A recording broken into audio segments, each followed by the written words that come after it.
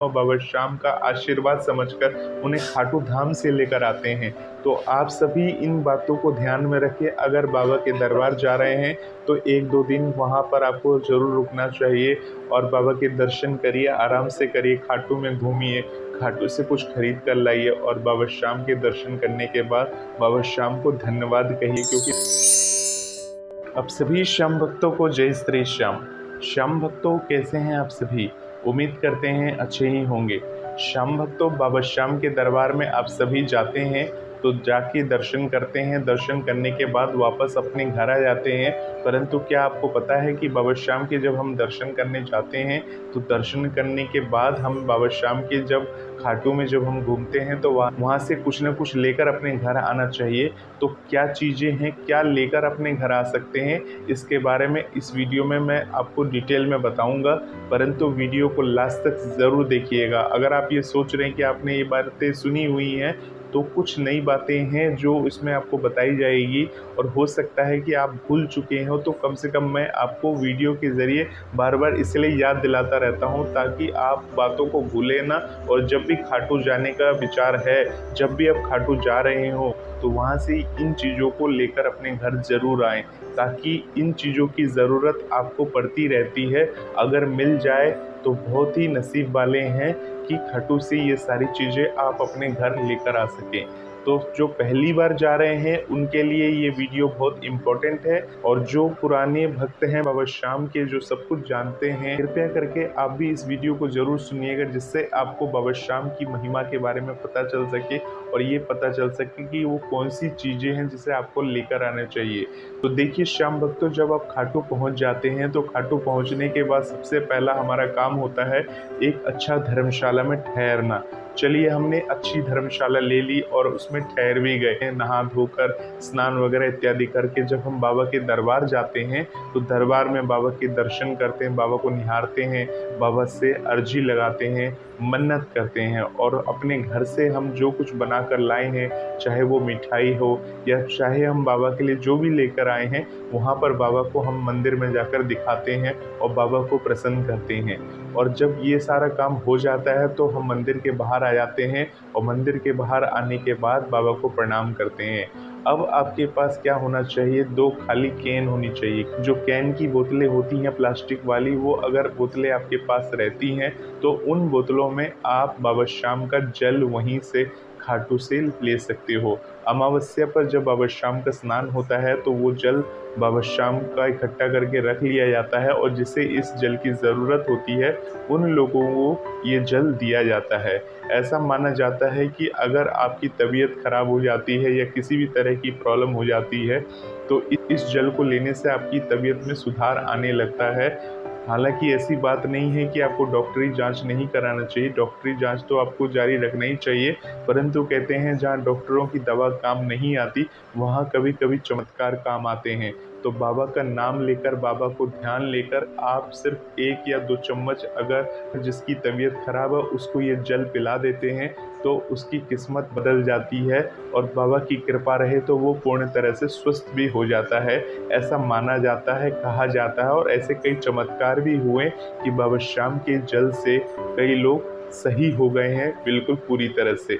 तो एक तो आपको बाबा के दरबार से श्याम बाबा का जो जल है वो ज़रूर लेकर आना चाहिए और दूसरा जो कैन होगा आपके पास खाली, उस कैन में आपको क्या करना है, श्याम कुंड जब जाएंगे तो श्याम कुंड में जो जल है उस जल को थोड़ा सा अपने घर लेकर आएंगे। श्याम कुंड का जल को पिया नहीं जाता, ये ध्यान रखिएगा। आप सोचे कि श्याम कुंड के जल को पी लें तो उस जल को पीना नहीं है, क्योंकि उस जल से स्नान होता है। श्याम कुंड में लोग डुबकी लगाते हैं, स्नान इत्यादि करते हैं। ऐसा माना जाता है श्याम कुंड का जो जल होता है, जो उस जल में स्नान कर लेता है, उसकी जो चर्म रोग हैं यानी कि स्किन से रिलेटेड कोई भी दाग धब्बे या किसी भी तरह की प्रॉब्लम है वो काफ़ी कम हो जाती है या तो बिल्कुल पूरी तरह से सही हो जाती है। क्योंकि ये बाबा की चमत्कार है। बाबा श्याम का शीश वहाँ से प्रकट हुआ था, तो श्याम कुंड की अपनी महिमा है। जैसा कि आप सभी को पता है, कुंड में जल को भरा जाता है और उसके बाद उसी जल को ज़मीन के अंदर सोख लिया जाता है और फिर से उसमें फ्रेश जल यानी ताज़ा जल भरा जाता है। तो यानी श्याम कुंड का जल अत्यंत पवित्र है, जिसको लाकर अपने घर में आप छिड़क सकते हो। तो श्याम कुंड के जल को आप स्नान इत्यादि में प्रयोग कर सकते हैं। तो ये बातें हो गई जल के बारे में। आपके पास दो तरह के जल हैं, एक है बाबा श्याम का जल। बाबा श्याम के जल को आप पी सकते हैं, परंतु श्याम कुंड के जल को सिर्फ अपने ऊपर छिड़कना है, अपने घर में छिड़क सकते हैं, जिससे भगवान की विशेष कृपा और महिमा बनी रहती है। तो इन बातों को आप ध्यान में रखेंगे। ये तो जल के बारे में बात हो गई।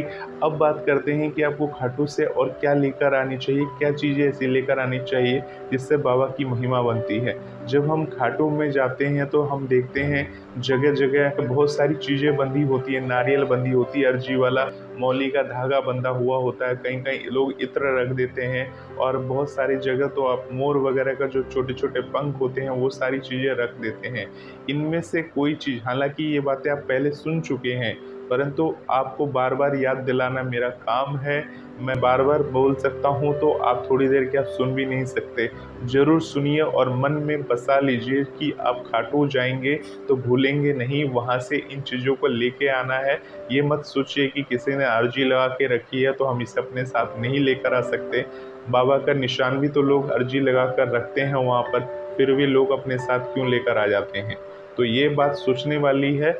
इसी प्रकार से जब आप खाटू से जब आते हैं तो आप देखेंगे अर्जी वाला जो लोग नारियल चढ़ाते हैं, उस नारियल को लेकर नहीं आना अपने साथ, बल्कि अगर आपको मोर पंख वगैरह दिख जाए या बाबा श्याम का दुपट्टा जिस पे जय श्री श्याम लिखा रहता है, अगर उस टाइप का दुपट्टा अगर आपको मिल जाता है तो वो दुपट्टा आप निशानी के तौर पर खाटू से लेकर आ सकते हैं, क्योंकि किसी श्याम भक्त ने बाबा श्याम को वो अर्पण किया है। और जब वो दुपट्टा अर्पण हो जाता है तो वो प्रसाद बन जाता है, और जब प्रसाद होता है वो आप अपने साथ लेकर आ सकते हैं। और ऐसा माना जाता है कि प्रसाद को तो मांग कर लिया जाता है, और मांग कर भी ले सकते हैं, और कोई देने वाला नहीं है तो भगवान को प्रणाम करके उसे आप ग्रहण कर सकते हैं। परंतु उन चीज़ों को आप जब लेकर आते हैं तो पूरी श्रद्धा के साथ लाइए, वह शाम का नाम लेकर आप उन चीज़ों का लाइए। तो इस तरह से आप वहाँ से इत्र ला सकते हैं। इत्र आप चाहे तो मार्केट से खरीद भी सकते हैं, छोटी इत्र होती है, बड़ी इत्र होती है, और हर तरह की इत्र आपको खाटू में मिल जाती है और हर रेंज में मिल जाती है। तो कोशिश करिए बाबा श्याम को थोड़ी अच्छी क्वालिटी का इत्र आप खरीदें, जिससे काफ़ी देर तक सुगंध बना रहे, खुशबू बना रहे। जब आप मंदिर में जब आप पूजा पाठ करें तो बाबा श्याम को वो इत्र अर्पण करें, इससे बाबा श्याम अत्यधिक प्रसन्न होते हैं। इसके साथ जो मोर पंख आप अपने साथ लेकर आएंगे, जब मोर पंख अपने घर लेकर आएंगे तो उस मोर पंख को अपने घर में आप लगा दीजिए, कहीं ऐसी जगह जो पवित्र स्थान हो। ऐसा माना जाता है मोर पंख जो होता है वो खुशियों का प्रतीक है, उससे आपके घर में सकारात्मक ऊर्जा बनी रहती है। तो अब खाटू धाम जाएं तो इन चीज़ों को लाना बिल्कुल ना भूले। और अब मैं बताने जा रहा हूँ खाटू से आपको सबसे महत्वपूर्ण चीज़ क्या चीज़ है जो आप घर में लेकर आ सकते हैं। खाटू की मिट्टी। जब खाटू की जो मिट्टी होती है बहुत ही अत्यधिक पवित्र है, वहाँ से बाबा श्याम प्रकट हुए हैं और बाबा श्याम की वो मिट्टी है। उस मिट्टी को आपको करना क्या है, जो गमला आप तुलसी का अपने घर में लगाए हैं उस गमले में उस खाटू की मिट्टी को डाल देना है। इससे माना जाता है कि बाबा श्याम को जो तुलसी है वो अत्यधिक प्रिय है। और खाटू की मिट्टी जो है अगर आप अपनी तुलसी में डालते हैं, मिट्टी का मतलब ये नहीं कि आपको एक बोरी मिट्टी खोद के ले जाना है, थोड़ा सा मिट्टी, इतना सा भी अगर आप मिट्टी ले लेते हैं वहाँ के दरबार से, खाटू के दरबार से मिट्टी आपको नहीं मिलेगी। जब आप तोरण द्वार के पास आ जाते हैं तो आप देखेंगे कितने सारे खेत वगैरह हैं, ज़मीन वगैरह है, तो वहाँ से थोड़ी सी आप मिट्टी ले ली, क्योंकि वो पूरा खाटू में ही आता है। आप खाटू की मिट्टी वहाँ से ले लेते हैं वहाँ से, तो उस मिट्टी को अपने साथ लेकर आएँ अपने घर में और बाबा श्याम को प्रणाम करते हुए तुलसी माता को वो मिट्टी अर्पण कर दें। क्योंकि तुलसी माता जो होती हैं आपके घर में, आपके नॉर्मल मिट्टी में आपने तुलसी माता को लगाया हुआ है, और जब खाटू की मिट्टी आपके घर में रहेगी और तुलसी माता उसमें पनपेगी और खाटू की मिट्टी घर में है और उसमें तुलसी माता लगी हुई है, तो असीम कृपा आपको मिलने वाली है बाबा श्याम की। तो ये छोटी छोटी सी बातें होती हैं। अगर मानो तो सब में भगवान है, नहीं मानो तो कुछ भी नहीं है। तो ये बातें मैं आपको क्यों बता रहा हूँ, क्योंकि देखिए बाबा श्याम कौन सी चीज़ से कैसे प्रसन्न होंगे कोई नहीं जानता। ये छोटी छोटी बातें हैं जो बाबा श्याम की प्रेरणा स्रोत बताई जाती हैं, मिलती हैं, जिसे आप अगर आप करते हैं अपनी लाइफ में तो हो सकता है आपकी ज़िंदगी जो अभी दुखियों से भरी हुई हो वो आगे खुशियों में परिवर्तित हो जाए और बाबा श्याम की महिमा आपके ऊपर बनती चली जाए। देखिए बाबा श्याम तो भाव के भूखे हैं। ऐसा नहीं कि मोर पंख लाएंगे तभी बाबा श्याम खुश होंगे या श्याम जल लाएंगे।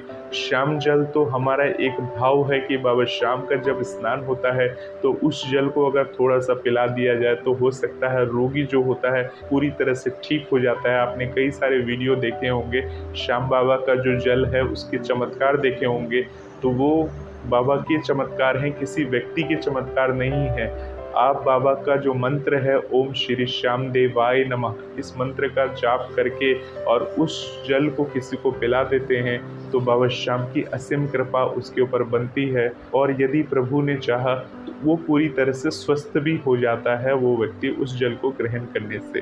तो ये जो जल है ये आपको बाबा श्याम के दरबार में, किसी भी दरबार में जहाँ आप रहते हैं नज़दीक में अगर वहाँ दरबार है तो वहाँ पे भी दिया जाता है, वहाँ पर भी बाबा श्याम का स्नान होता है।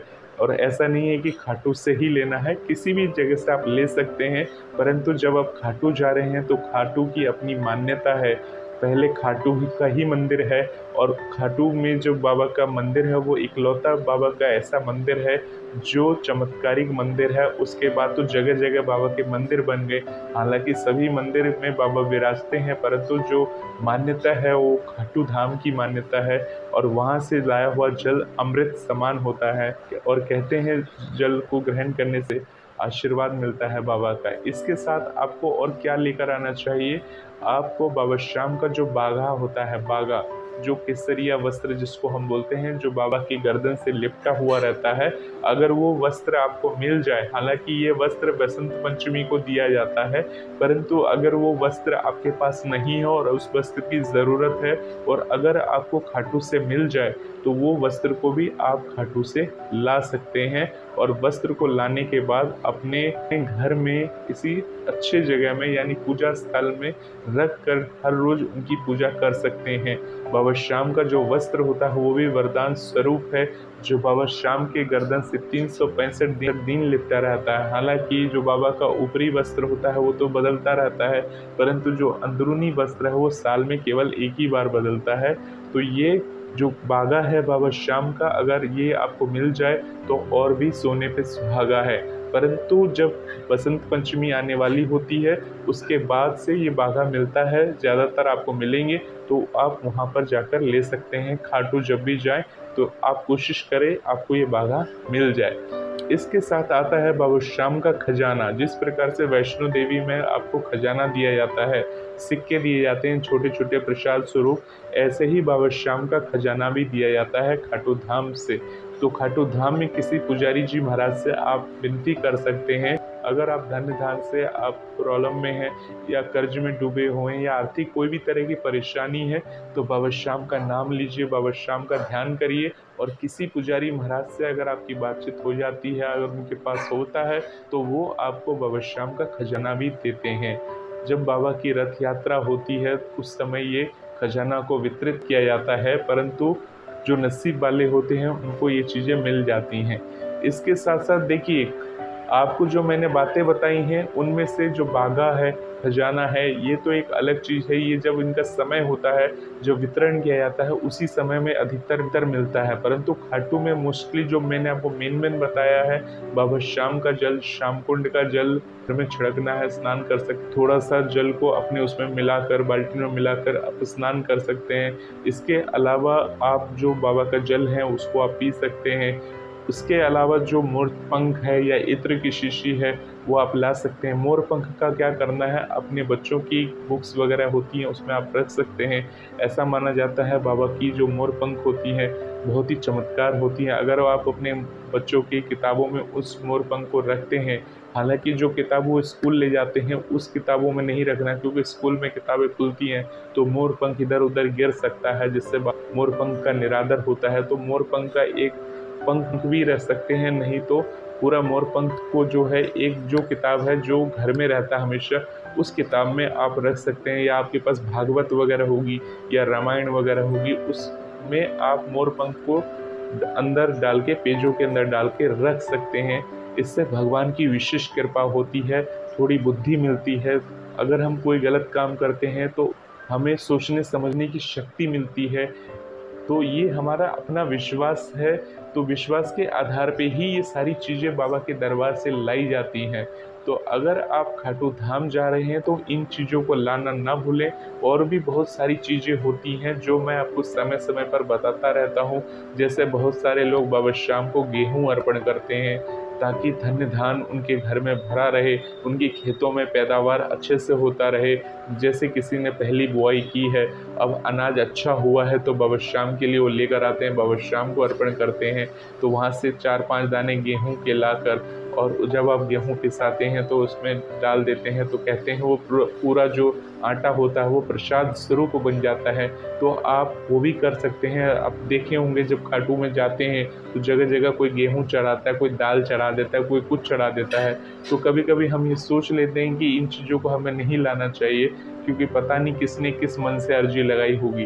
तो देखिए, जो गेहूं दाल वगैरह चढ़ा रहा है तो उसने कोई ख़राब मन से नहीं चढ़ाई है, उसने तो इसलिए चढ़ाया हुआ है वो चीज़ क्योंकि उसके यहाँ जो फसल हुई अच्छी हुई है, इसलिए बाबा श्याम को भेंट स्वरूप, बाबा श्याम को प्रसाद के तौर पे उसने रखा है वहाँ पर, जो कि पुजारी वगैरह ले जाते हैं वहाँ से, जो प्रसाद के स्वरूप वहाँ रखा जाता है, जिससे कि पुजारी वगैरह ले जाते हैं और बहुत सारे लोगों में बांट दिया जाता है। तो इस तरह की चीज़ें अगर आपको मिल जाएं तो डरना नहीं है, क्योंकि ये हम बालाजी के मंदिर से तो नहीं लेकर आए। मेहंदीपुर बालाजी के जो प्रसाद है कहते हैं वो नहीं खाना चाहिए, ना ही अपने घर लेकर आना चाहिए। तो इसीलिए देखिए, भगवान का प्रसाद तो प्रसाद होता है।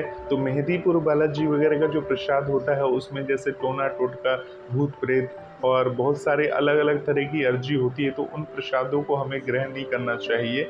परंतु जो बाबा के दरबार से है, खाटू धाम में जो प्रसाद अर्पण होता है वो लोग अपनी मन्नत के हिसाब से मांगते हैं और बाबा शाम को प्रेम पूर्वक अर्पण करते हैं। तो उन चीज़ों को आप ला सकते हैं। और सबसे बड़ी बात है कि इन चीज़ों को लाने के बाद आपको बाबा शाम का जो ध्वजा है, यानी कि निशान है, अगर वहाँ पर कहीं मिल जाए, दिख जाए, तो आपको एक निशान वहाँ से आप अपने घर ला सकते हैं। निशान को लाकर अपने घर में लगा दीजिए, घर में छत के ऊपर लगा दीजिए, छत के ऊपर लगा सकते हैं, नहीं तो आप अपने घर के अंदर में जगह है, छत पे नहीं जगह है, तो घर के अंदर में लगाकर निशान की पूजा अर्चना कर सकते हैं। तो ये सारी चीज़ें हैं। और कभी कभी क्या होता है, जो बाबा शाम का जब श्रृंगार होता है, बाबा शाम को जो पुष्प माला वगैरह चढ़ती हैं, फूल माला वगैरह चढ़ती हैं, तो उन फूल मालाओं को काफ़ी लोग पूछते हैं कि क्या होता है। तो देखिए, जो फूल माला होती है वो बाबा को एक बार अर्पण होने के बाद, जैसे आप अपने घर में बाबा को पुष्प वगैरह चढ़ाते हैं तो शाम तक वो फूल मुरझा वगैरह जाती है, आपको पता ही है, फूल खराब होने लगते हैं। तो उसको क्या किया जाता है, उसको या तो विसर्जन करना पड़ता है या उतार दिया जाता है, फिर से दूसरे फूल चढ़ा दिए जाते हैं। परंतु अगर कुछ फूल ताज़े रह जाते हैं या कोई विशेष श्रृंगार दर्शन है, जैसे कि बाबा का तिलक दर्शन जैसे होगा, तो तिलक दर्शन में बाबा शाम का दोबारा से श्रृंगार किया जाता है, चंदन का श्रृंगार किया जाता है, बाबा को विशेष तरह के फूल अर्पण किए जाते हैं। तो जो सुबह सुबह जो फूल होते हैं उन फूलों को उतार दिया जाता है और उन फूलों को ले जाकर खाटू में एक जगह रख दिया जाता है, जहाँ से अगर कोई शाम भक्त को पता रहता है कि बाबा शाम से उतरा हुआ फूल है, तो उन फूलों को बांट दिया जाता है और लोग उन फूलों को प्रसाद के तौर पर अपने अपने घर लेकर जाते हैं। तो उन फूलों को ले जाकर लोग अपनी तिजोरी में रख देते हैं, कोई कहीं रखता है, कोई कहीं रखता है। तो इस तरह से वो उन फूलों का उपयोग करते हैं और बाबा शाम का आशीर्वाद समझकर उन्हें खाटू धाम से लेकर आते हैं। तो आप सभी इन बातों को ध्यान में रखिए। अगर बाबा के दरबार जा रहे हैं तो 1-2 दिन वहाँ पर आपको ज़रूर रुकना चाहिए और बाबा के दर्शन करिए, आराम से करिए, खाटू में घूमिए, खाटू से कुछ खरीद कर लाइए और बाबा शाम के दर्शन करने के बाद बाबा शाम को धन्यवाद कहिए, क्योंकि बाबा शाम ने वो सारी चीज़ें इंतजाम करा दी हैं जो आपने इस वीडियो के माध्यम से सुना है। और जितना हो सके उतना तो आप कर ही सकते हैं। मैं ये नहीं कह रहा हूँ कि ये सारी चीज़ें जो मैंने बताई है सब कुछ ही करना है आपको। इनमें से अगर कुछ भी चीज़ अगर आप कर लेते हैं, 1 या 2 चीज़ कुछ भी है, जैसे खाटू की मिट्टी है वो तो आपको मिल ही जाएगी, श्याम बाबा का जल है वो तो आप ले ही आएँगे। इसके साथ-साथ जो चीज़ें आपकी बस में हैं, जो हो जाता है उतना तो आप कर ही सकते हैं, इतना आप कर लीजिए, कोई बात नहीं है। जब बाबा के दरबार में एक आध चीज़ ही ले आते हैं बाबा के दरबार में, तो बाबा की असीम कृपा आप सभी पर बनी रहती है, और नहीं लाएँगे तो नहीं बनेगी ऐसी बात भी नहीं है। बाबा श्याम के अगर आपको ऐसे दर्शन हो गए, वो अपने आप में बड़ी बात है, क्योंकि बाबा श्याम के दर्शन जो होना, बाबा श्याम के दरबार तक सही सलामत पहुँचना, उसके बाद बाबा के दरबार में बाबा के दर्शन होना, ये सबसे बड़ी बात होती है। वो तो हम अपने मन से ये सारी चीज़ें लेकर आ रहे हैं, बाबा का जो बाबा की चीज़ें हैं उन्हें समझकर, अपनी चीज़ें समझकर हम ला रहे हैं और बाबा का प्रसाद समझकर ला रहे हैं, जिससे हम ये मंगल कामना करते हैं कि बाबा की कृपा और बाबा का आशीर्वाद हम पे सदा बना रहे। तो होपफुली आपको सारी बातें समझ में आ गई होंगी कि खाटू धाम जाने से हमें क्या करना चाहिए, क्या-क्या लेकर आना चाहिए, जिससे बाबा की कृपा हम पर बनी रहती है। आप सभी को ये वीडियो पसंद ज़रूर आया होगा। मिलते हैं एक नई वीडियो में, तब तक के लिए आप सभी श्याम भक्तों को जय श्री श्याम।